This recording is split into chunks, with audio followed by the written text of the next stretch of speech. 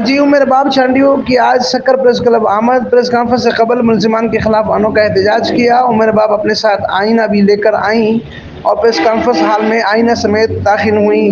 Press conference के दौरान वो बार बार आईना भी दिखाते रही। उनका कहना था कि आईना साथ लेकर आई हूँ, इसमें देखें क्या ये निज़ाम इंसाफ फराहम करने के काबिल है।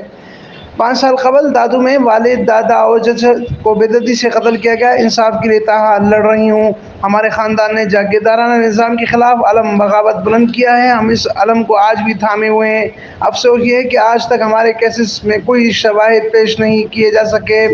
आज सुबह केस कराची के मॉडल ट्रायल कोर्ट में चलना था, जब इल्म हुआ कि मुलजिम के वकील की गैर मौजूदगी के बायस केस डिस्चार्ज कर दिया गया है। अगर रात 12 बजे अदालतें खुल सकती हैं और यकीन है कि मज़लूमों के लिए भी रात 12 बजे अदालत खुलेंगी।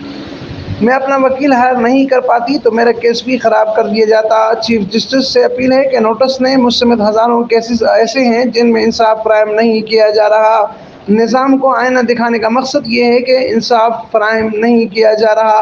ये निज़ाम आईना देख कर बताए कि मुल्क के किस कोने में मुझे इंसाफ मिलेगा। मैं वहाँ तक जाने को तैयार हूँ।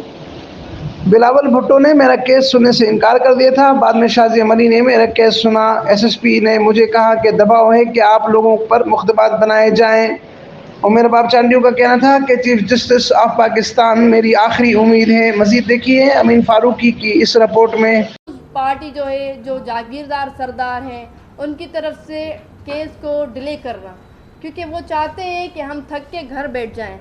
हर मुजरिम यही चाहता होता है कि किसी भी मज़लूम को इंसाफ ना मिले, पर हम मज़लूमों ने भी ये ठान के रखा है कि इंशाल्लाह इंसाफ हमारा हक है और हम लड़ेंगे, आखिरी दम तक लड़ेंगे और ये साबित करेंगे कि हमारे मुल्क में इंसाफ अभी भी बाकी है। क्योंकि अदालतें, ऑनरेबल कोर्ट्स, जिनकी मैं बहुत ज़्यादा रेस्पेक्ट करती हूँ, वो हमें इंसाफ देने के लिए हैं, वो मज़लूमों के लिए एक प्लेटफॉर्म है और यही एक प्लेटफॉर्म है। हमारे पास कोई और रास्ता नहीं है। तो खुदारा चीफ जस्टिस साहब, आप नोटिस लें और मुझे यकीन है कि आप तक जब मैसेज पहुंचेगा तो आप हम मज़लूमों के लिए भी दिन रात नहीं देखेंगे और आप अदालत लगाएंगे।